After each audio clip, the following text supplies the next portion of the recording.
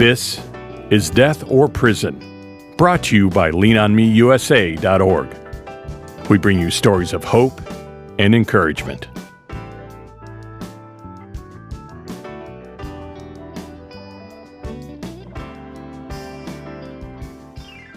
Hello and welcome to the Death or Prison podcast brought to you by leanonmeusa.org. I am Johnny Branham. To my right, Mr. Elmo Golden. To my left, our distinguished guest today, Pastor Esau Green, all the way from New Haven, Connecticut. Yes. All the way from New Haven, Connecticut. And he's got a phenomenal testimony. We're going to get into that today. I want to start out by prefacing this podcast with something that we do at the very end of the podcast.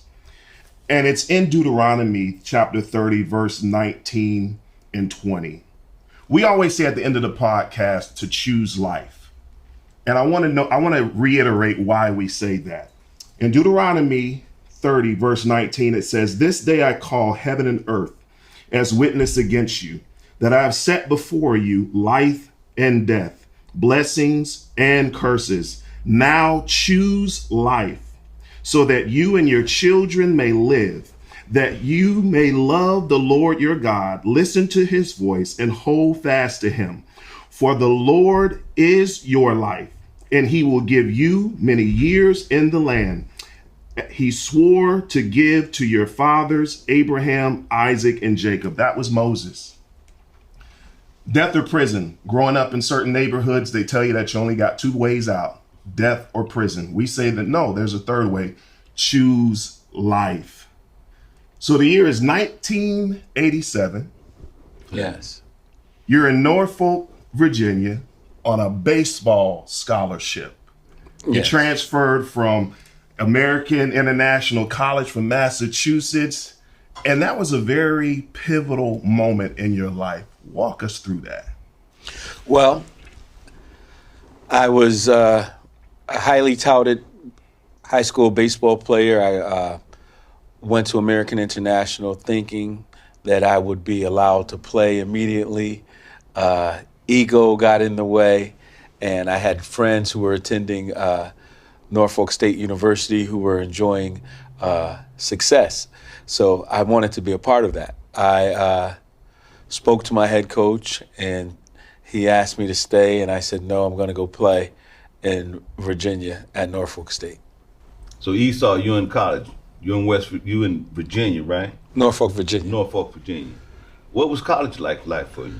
College was great. It was an opportunity to meet a lot of people from different areas of the country, but also it was a time of making decisions that weren't profitable for my life.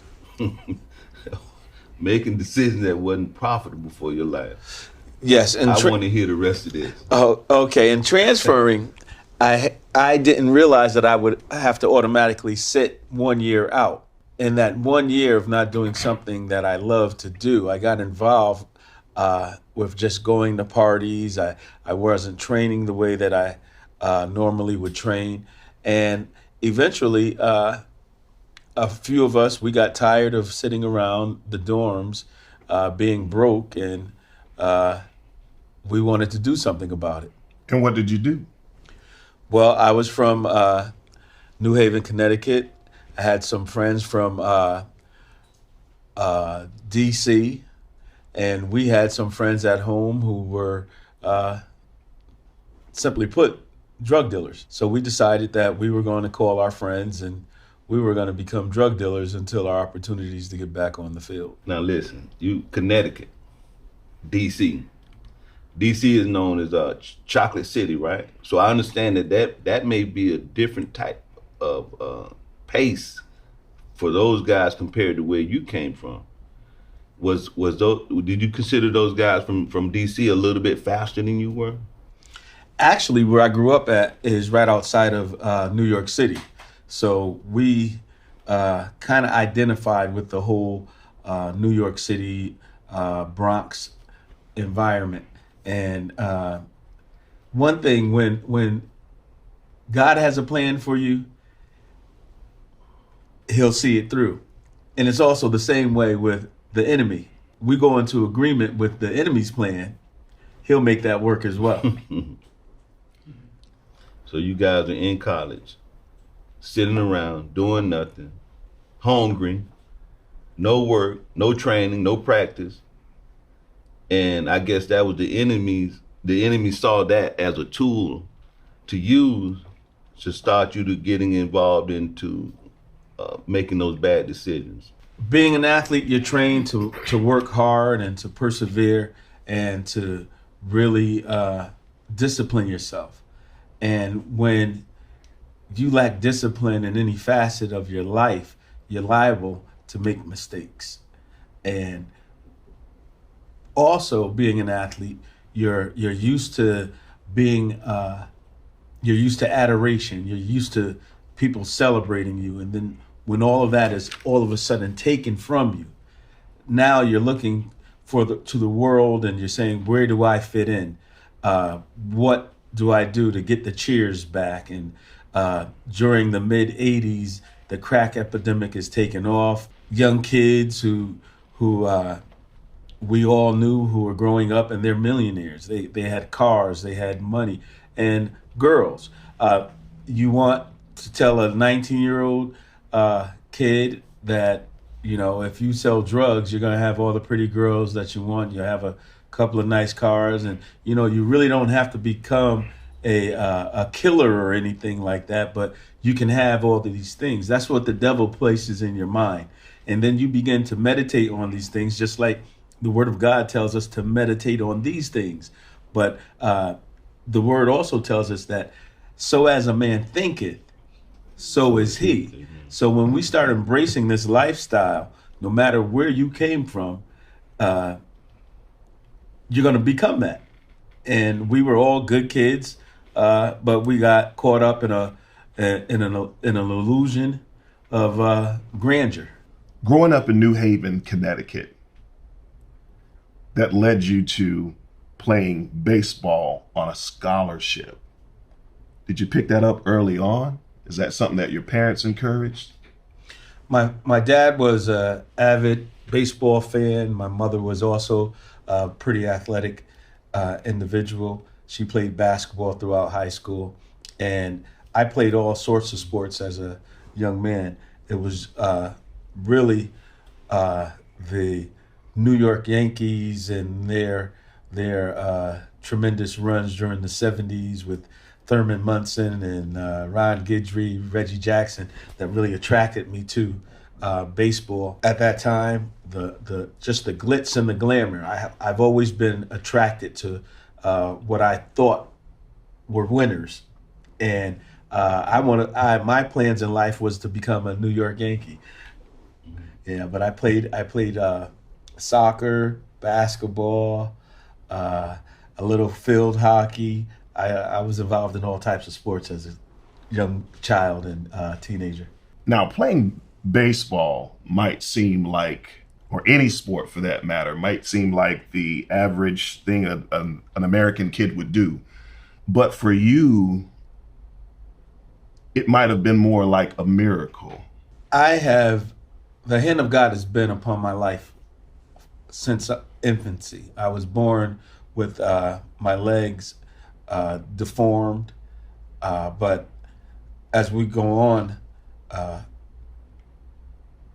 the significant impact of my mother being a woman of God upon my life and through everything that I've gone through, it started from the womb. My mother brought me to a revival. They laid me on the altar, and miraculously, I was healed. And the hand of God has truly been upon my life from the outset of my life. How old were you at that time when you were healed? The only thing that I can remember about the whole process is that my mother and my older sister showed me the braces that I wore. And there was one picture of me walking with the braces with the braces on my legs, not even walking. And I have no recollection of it. When God heals you, He heals you for real. Yeah. I guess I get, I got the image in my head of Forrest Gump. Run! Run! I bet you've been running ever since, right? I've been running. Sometimes I ran into walls, but I thank God at this time and season in my life, I'm running wholeheartedly for God, spreading the word of Jesus Christ wherever I can. Right. I know that Johnny was saying there may be different types of family environment that we all may experience. I think all three of us sitting on this panel today, we have different family structure that we came from. No dad, with father. In your case, did your dad stay at home? My father's influence over my life was tremendous. Even unto this day, I still have the same work habits, or I believe I have the same work ethic that he had. He was my hero. My father went to work. He worked from 3 to 11 at the post office. He'd come home. He'd take my brother and I, my younger brothers and I, out to just enjoy nature and sports, and he really he was my everything. And then he passed away from a sudden heart attack at 64 years old when I was 14. Did that slow you down in any way from pursuing your sports career? What kind of change did that have on your activities and also in your mind? Physically, it had really no effect, but spiritually and mentally, I became a 14-year-old angry teenager, and I looked for ways to prove myself. When you're used to, and we had a nuclear family, when you're used to having your mom and your dad and your siblings show up to your baseball games, your football games, and then all of a sudden your dad isn't there anymore. So you feel less than, even though it was God's decision. As a child, you don't understand exactly what's going on, so you're feeling like, okay, Chris's dad is here with them, but my dad's not here with me. God, why did you do that to me? There are only 3 people in that family. My father had 7 children. Why did you do that to us? So these little things start building up in you, and you start, resentment grows. So that's the impact my father had on me. You made it to the point where from growing up to high school to where now you're at a position, you got a scholarship. And I know that just didn't come by happenstance. There was some hard work that you put into that. As you were moving forward, what was your mentality that gave you that courage to continue on and to get to that level of success? Well, there's always been a basis of faith in me. Growing up, again, my mother, my father, I had a dear aunt, Helen Harrison, who's just so dear to me. I probably would have made it to the Yankees, but I decided to take things into my own hands and sort of walk away as the prodigal son did. Let me get what I can get now.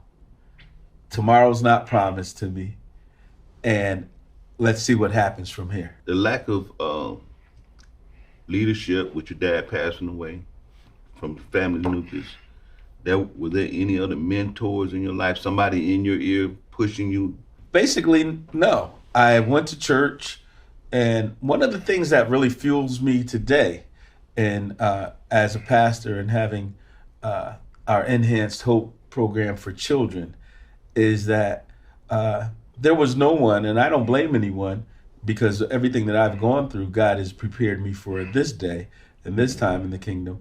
But there was no one who cared enough about not just myself, but about my brother, my sisters, and left us to uh, our own selves. We go through things and we experience things in life, I believe, and God brings us out so we can be of assistance to others. And I don't blame anyone anymore, but the thing is, I know to do better concerning children, concerning young people, and concerning the widows. And it's just a joy now to see children prosper and individuals who are hurting. You could be there to lend a helping hand, to pray with them, and everything that I've gone through in life was to build me up into the person I am today. Your faith, family faith, perseverance gave you the strength and the courage to make it to college on a scholarship. You ended up transferring from American International College to college in Norfolk, Virginia. You mentioned getting around the wrong crowd and drugs coming into the mix.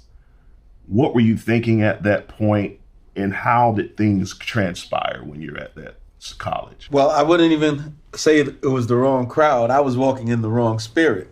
And it was a couple of friends. We were sitting around in the dorm, and ego and lust took over, where we wanted to be heard. We wanted to be seen. We wanted our names to ring bells. So I had a friend in Connecticut who was a known drug dealer. Another friend of mine had a friend in DC who was a very well-known drug dealer. And we got them to deliver packages to us.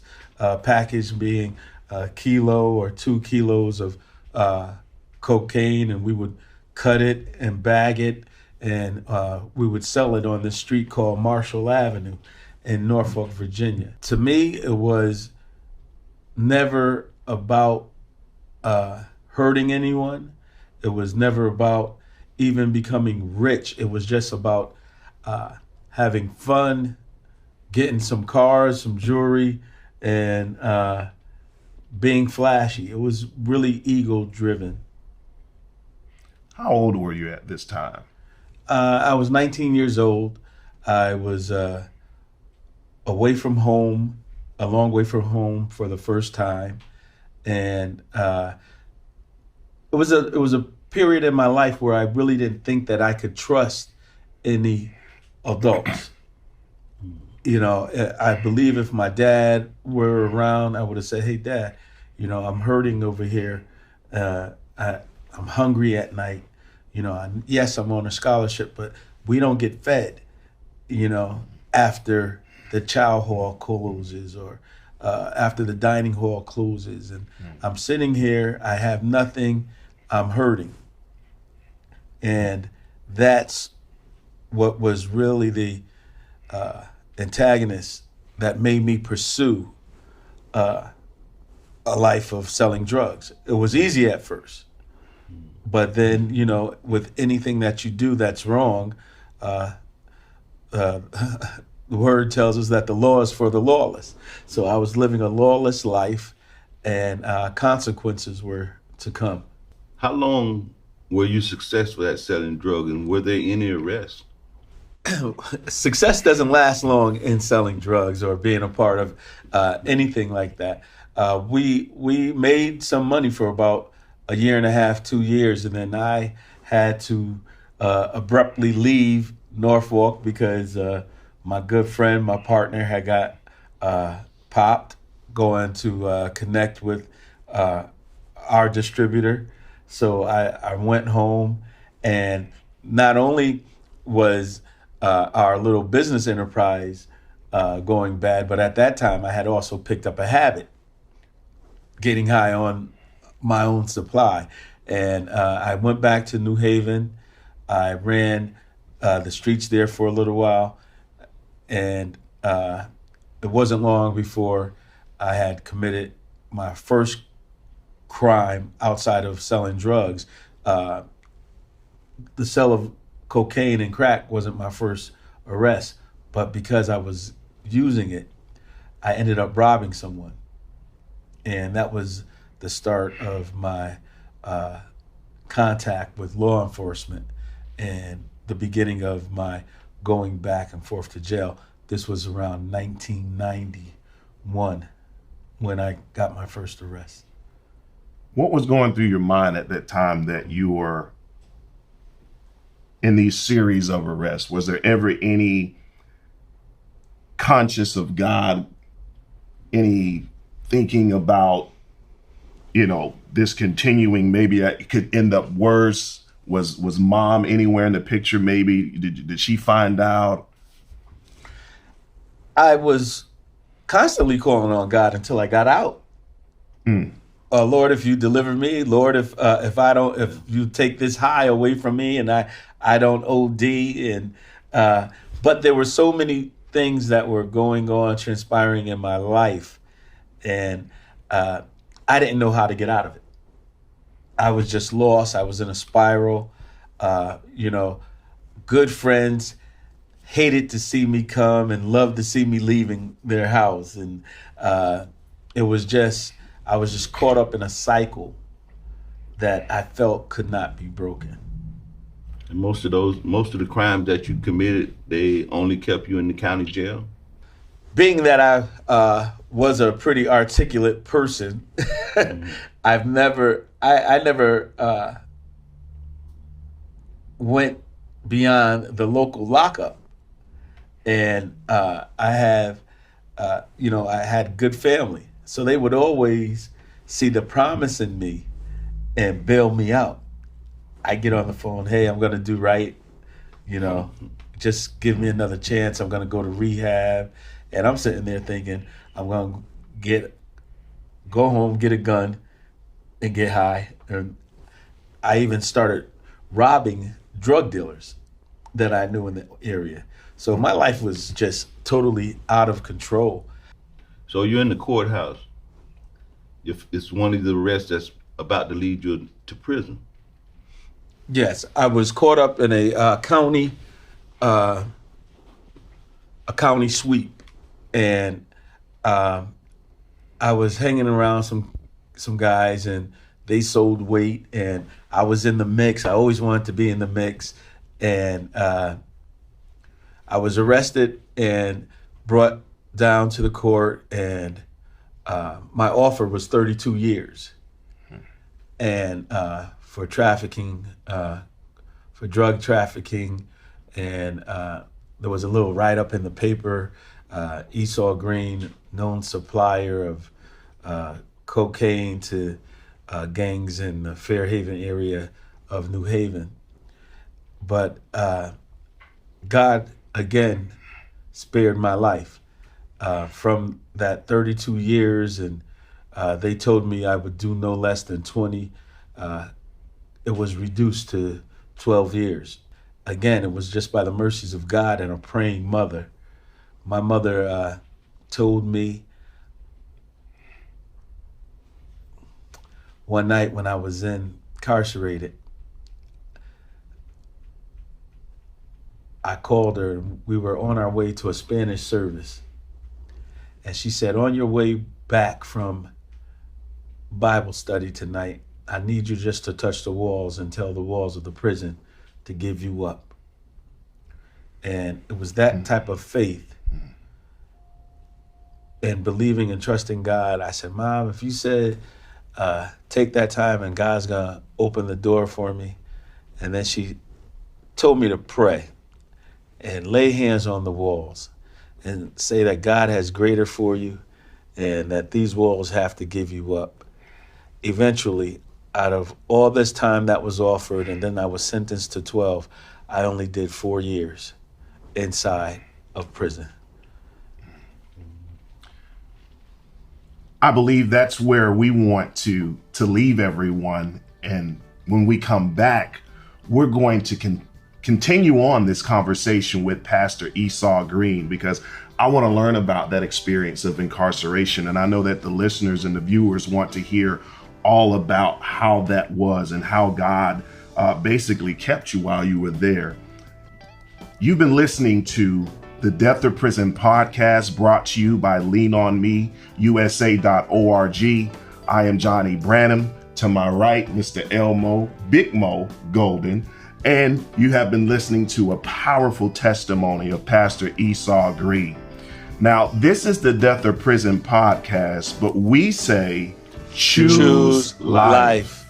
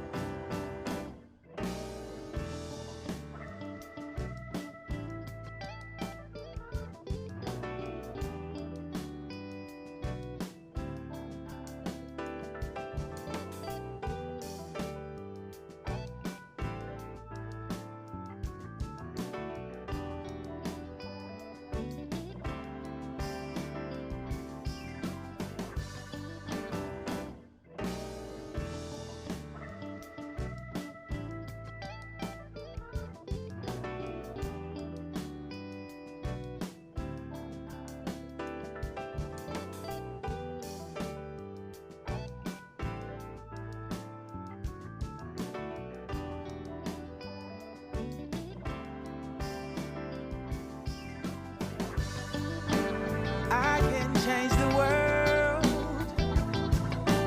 Feed one, teach one boy and girl.